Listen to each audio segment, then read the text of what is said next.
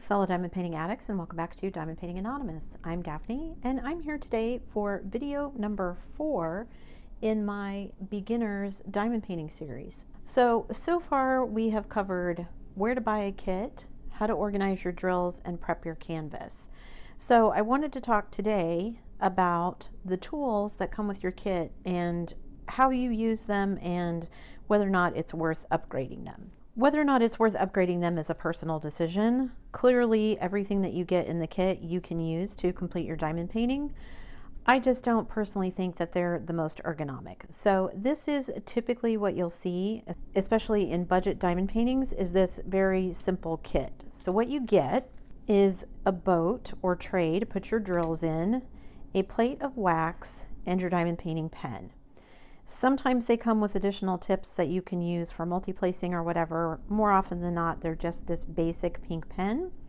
You've got a brass barrel here, and you peel back the plastic on one side of the wax, and you just push your pen into it, and then you get this wax transferred into the barrel of your pen. Hopefully you can see that. And that is what you will use to pick up the drills with. The drills will stick to the pink wax, and then you can place them on the plastic. I struggled with the pink wax for a long time. I struggled with many other things when I very first started diamond painting. I just found a lot of things were not, like I said, very ergonomic, or if they weren't ergonomic, they just weren't things that worked for me. So again, if you're happy with these tools, they come free in the kit. That's all you need, and if you're happy with them, then by all means use them. There is no need to spend any additional money on any other tools or anything.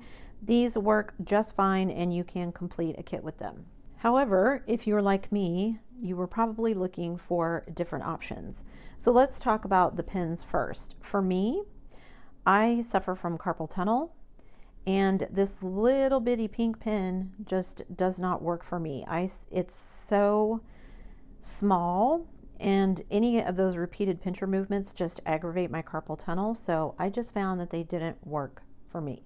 You can find diamond painting pens pretty much everywhere. There are places on Amazon that sell them. A lot of diamond painting companies themselves sell them. Even the premium companies are starting to sell them. You can find them on Amazon, Etsy, like I said, all different kinds of places.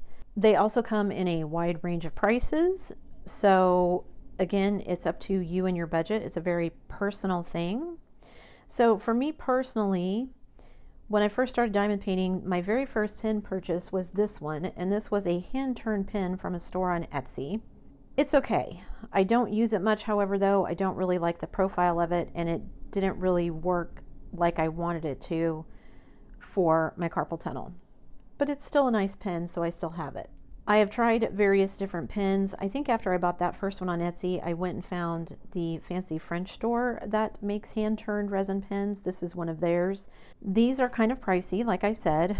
I think it's $60 some US that I paid for these. The thing I like about this is basically they list a blank, and then they have different kinds of profiles that they can turn the blank into. So you can pick your blank, and then you can pick the profile that you want. So you can see how different the two profiles here for this pen, these two pens are. And the more chunky pens like this, I found to be better for my hand. Now, if you don't have $60 to spend on a diamond painting pen, that's perfectly fine. You don't have to. You can get inexpensive resin pens. This is from a budget diamond painting company. It is nice and chunky. The profile is not as ornate as some of the other pens that you can get, but it is nice and chunky, and so I find that it works for me and my carpal tunnel. You can get different kinds of profile pens. This is something that I bought on Amazon that I think was like $6 or $7 US. This one was from a budget company. They're sometimes less than just a couple of dollars US. So lots of options for finding pens so that you can find one that fits in your budget. And for me, honestly, I use some of these kind of chunkier, inexpensive ones pretty regularly. Every once in a while, I'll go back to something else just because switching out the profile keeps my hand from getting tired, but all personal preference. And if you are happy with the pen that comes with it, or if you add on the little scrunchie that sometimes comes in the kits and that's enough for you, then awesome, do that.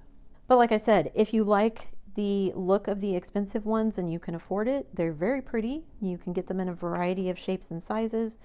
But if you want something that's inexpensive but a little more chunkier than the pink pens, then you can find these elsewhere. So after getting rid of my pink pen and going to kind of a custom upgraded pen, what I realized was I am what they call a heavy placer. And that just means when I place my drills, I tend to press very hard. And what I was finding was this little brass barrel here was getting bent out of shape because I was pressing so hard. Same thing with the multi-placer tips, that are plastic ones. I was pressing so hard that they would eventually get worn out of shape from me pressing so hard on the drills. After I realized that I was bending these out of shape, I started looking around, and keep in mind this is 3 or 4 years ago, so some of this stuff that's commonplace now was not then. So I started looking for a replacement for the barrels, and I found a store on Etsy, which was kind of the first store I had ever seen that was doing steel metal tips, called Everlasting Tips. So you can search for them on Etsy. She's still in business. She is out of Australia, so shipping was a little bit pricey for me in the US, but I got these little steel barrels that would replace these brass ones, and they last forever. They're made of steel, so you could just pull out the brass one, insert the steel one, and away you went, and it would last for a really long time. This is one of my original purchases, so I've had it for at least 3 years. Not too long after she started making the barrels like this, they started making what they call all-in-one tips. And those are these tips right here. You can see mine say, I don't know if you can see it, but mine say cat-eared. Most of my single placer tips that are the all-in-ones like this, I've purchased on Amazon. You can just search for cat-eared steel tips or steel diamond painting tips on Amazon and you can find them. They come in a package of 6, I think, when I was buying them. And again, once you buy them and put them in your pen, you don't have to replace them. So that's super nice. So I started going to the all-in-one tips. And then of course, after that, they started making steel tips for multi-placing. So there's all different kinds of tips available for multi-placing. The ones that I like the best are ones like these because the walls, side walls here are pretty thin. If you get ones that have thick walls, then they can move your drills out of shape when you're multi-placing or move them out of alignment, because when you press down, it makes room for those metal pieces. So if they're thicker, then it will possibly move your drills out of alignment. This is one, I think I bought these on Amazon. Again, you can just do a search for multi-placing tips, metal tips or whatever on Amazon. This tip, and I have more of these, but this is the only pen I grabbed that has a Diamond Art Club tip. Diamond Art Club sells tips as well. Multi-placing tips. I think they sell this single placing tips as well, but I've not bought any of theirs. I like the cat-eared, so I never tried those. But I do like their multi-placing tips, especially for squares. So if you're interested in multi-placing and wanting to learn how to do multi-placing, you can get some of these steel tips so that they last forever. If you want to use the plastic multi-placing tips, you can do that as well. They're much less expensive, but like I said, for me, it was getting bent out of shape too easily, both the brass tip and the multi-placer plastic ones. So I ended up buying additional multi-placers and tips just so that I had some better, more long-lasting tools for what I was doing. In addition to struggling with the pink pens and everything, I was also struggling a lot with the pink wax.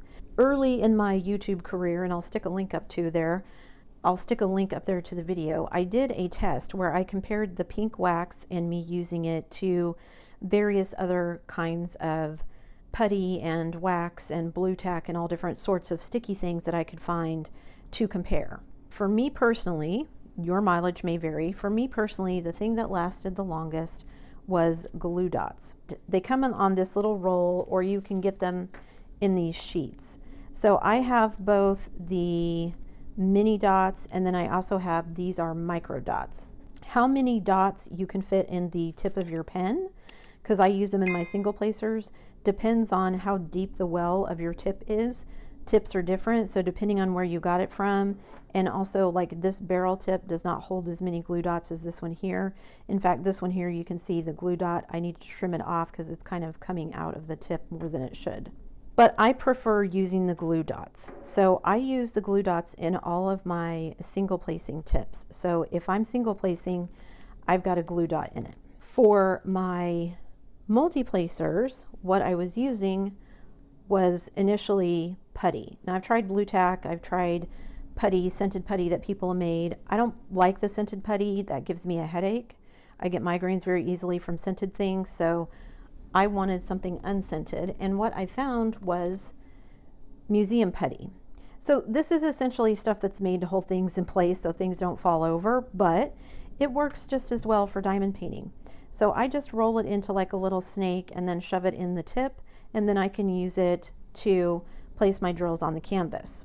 The only caveat with the putty is that it can be temperature sensitive. So living in the States, in Kansas, it gets pretty hot in the summer.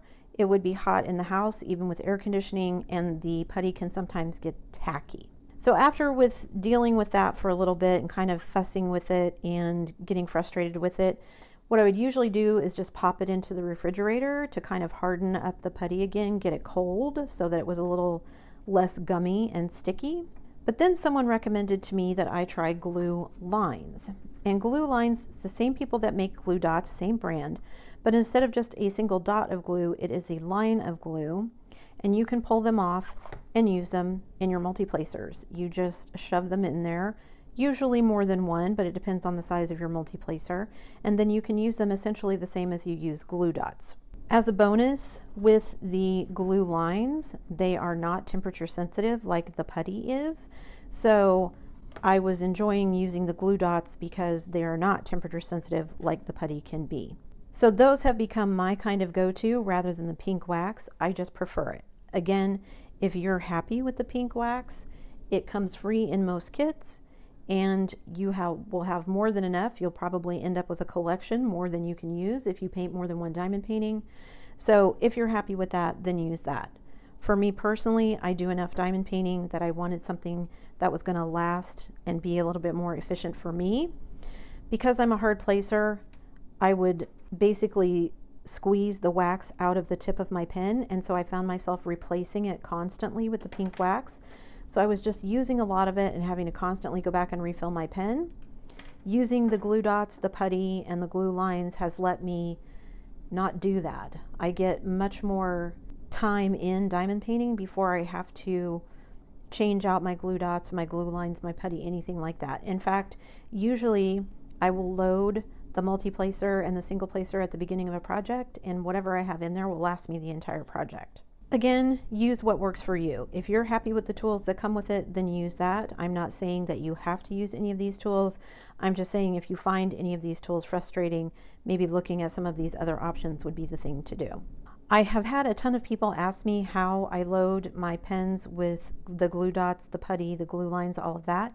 So make sure you hit that subscribe button below, because I do plan to do a video on all of that at some point so that everyone can see how I do it. Again, I don't do it any right way. There is no right way or wrong way as far as I'm concerned. I'm just going to show you how I do it, and you can follow my lead or you can figure out a way that works better for you. So the last piece of the toolkit is the drill tray.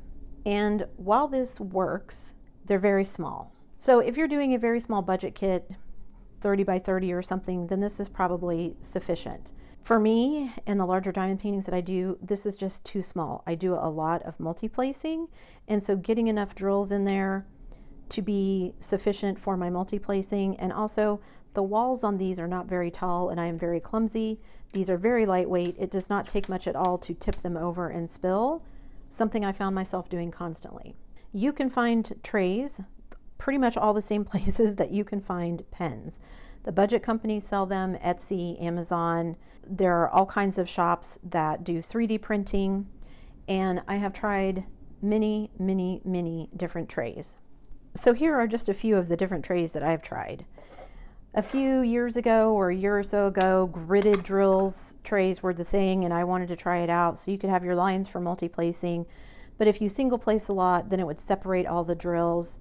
It makes it a little easier to separate your trash drills if you have a grid like this. However, I found it more annoying than anything else, so I don't really use this tray. Not that there's anything wrong with it, it just doesn't work for the way I work. This is another tray that I ended up buying. It came with the option to have different grids. So this one is a multi-placing grid with different numbers of multi-placing. If you wanted that, you could do all single grid if you wanted to do it that way.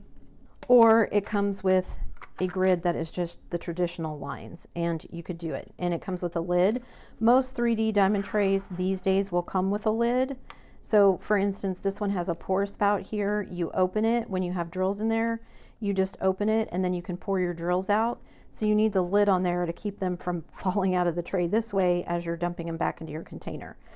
This one I just found was too big for my hand. It did not fit comfortably, so I don't use this one very much. These two are kind of my go-to trays. These are trays from Cat Proof Trays on Etsy. The lid is a flexible lid, which I like, but I don't really use it. So the reason I like this one, oh, there's a random stray drill in there. The reason that I like this tray is because it has a pour spout like this. I like these on the inside of the tray rather than being on the end like this one or the one that I just showed you, because you have to put the lid back on it. 90% of the time I am not using the lid. This one is what they call a left-hand pour, so I don't use this one a ton. But my kind of go-to are these. The size fits my hand much better. It's a right-hand pour, so I'm right-handed. I can pour my drills back into my container very easily, and that is one of my go-to trays. My other go-to tray is from Bella Art de Nicole. You can see it has a lid. It has the lines in here. This is their, I think, 2.0 tray. They've done a lot of different tray designs. In fact, they've gotten a patent for their tray designs. So there's different versions, but I think this is the 2.0 where the pour spout is here on the inside. They now come on the end. Again, I just prefer these because I don't use the lids a lot, so having to have the lid on there in order to use the pour spout, I just prefer not to work that way. Some of the premium companies have also come up with their own. This is from one of my most recent Diamond Art Club kits. This is their new tray. So it comes with a lid, it's got the lines. It does have larger sides, but I don't like how the back is lower. So I don't use this tray at all much really, and I don't really like the stopper here. I just feel like that's an extra piece for me that I'm gonna spill or get clumsy with or whatever. So I just don't like having the pour spouts on the end like that. But if you buy some of the more premium company kits, then you might get upgraded tools like that. Oh, I forgot to show you, as part of the Diamond Art Club improved toolkit, not only do you get this tray, you get their new pin. They've come out with several iterations of this since I got this one. They have a space so that you can add multi-placers. And then this one, it's one of those that the putty is in the pin and you basically twist it to push the putty up. I just don't like this one. It doesn't fit in my hand well. I didn't think the putty was great. I think this is the first iteration, so I know they've made improvements since then. I just haven't purchased a kit since they've done all that, so your experience may be different. So those are the two trays that I use. Like I said, there are a ton of different styles of trays. I've tried many of them over the years. I might have a comparison video if I can find one about different trays. I'll stick it up in the corner there so you can check that out and see all the different ones that I've tried. So just have a look around on Etsy or Amazon. There's all kinds of places that you can buy them from. Prices vary widely. If you're looking for pins or tips, those prices can vary widely too. Also, don't forget, a lot of people you can often find on the secondhand market who are destashing pins, trays, tips, whatever tools. Maybe it's somebody who's decided they're not going to be diamond painting anymore and they're getting rid of all of their supplies. You might be able to find some gems on the resale market for a lot less money than you would spend to buy them brand new.